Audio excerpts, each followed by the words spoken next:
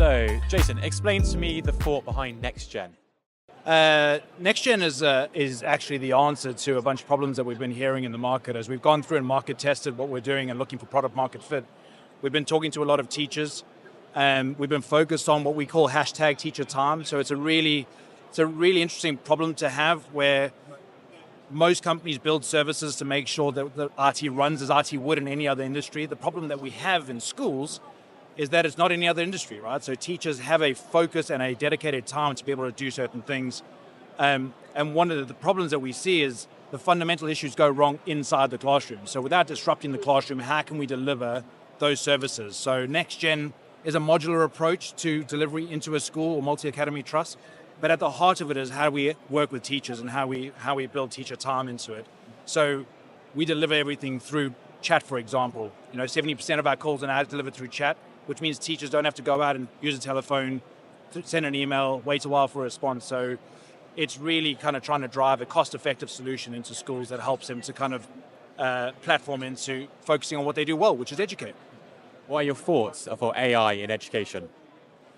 Oh, it's a big topic, AI in education. AI in education is going to come in multiple different aspects. For us as RM, a lot of the AI we'll do, no one will ever see. We work heavily in the background, in the shadows, effectively. We're delivering AI through multiple different areas. AI ops is primarily the area that we're looking at. So we're delivering AI into our network systems. We're doing self-healing protocols, and we're doing proactive protocols to make sure that schools get the maximum uptime that they can. We're using AI we're looking to introduce it into some of the forward-looking things, like into our chat functions and stuff like that, so people can have out-of-hours support as well. But the biggest topic, I suppose, is how a teacher's going to be using AI and how a student's going to be using AI. And I think we're still in the storming phase of how people are thinking through that. So, the storming and forming. I think that teachers will be using AI to kind of help with workload, which I think AI will definitely help with the productivity side of that thing. It's still a long road in terms of how students will use AI, but there are elements and arguments for it helping with creativity and writer's block and kind of getting people going. I think, as RM, we would advocate for not quite control, but making sure that we have regulation, making sure that we have safety, making sure that people understand what it is they're using, and actually definition, making sure people know what AI is, right? Because the definition is quite wide at the moment. So, the focus on us will be delivering AI into our tool sets, which will drive efficiency and productivity.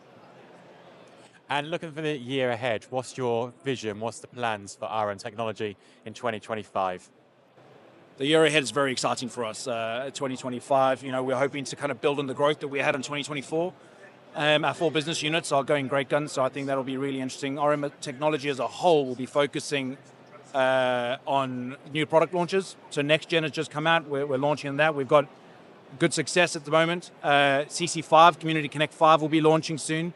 That's going to be a game changer in the market. So that's going to effectively underpin the way people do network management in their schools. And I think it will help schools that don't have IT professionals to deliver best-in-class capabilities without actually having to invest in all of those different pieces. I think the other parts will be growth and partnerships. I think we're looking to expand into different areas. I think we'll be investing a lot into kind of more product development.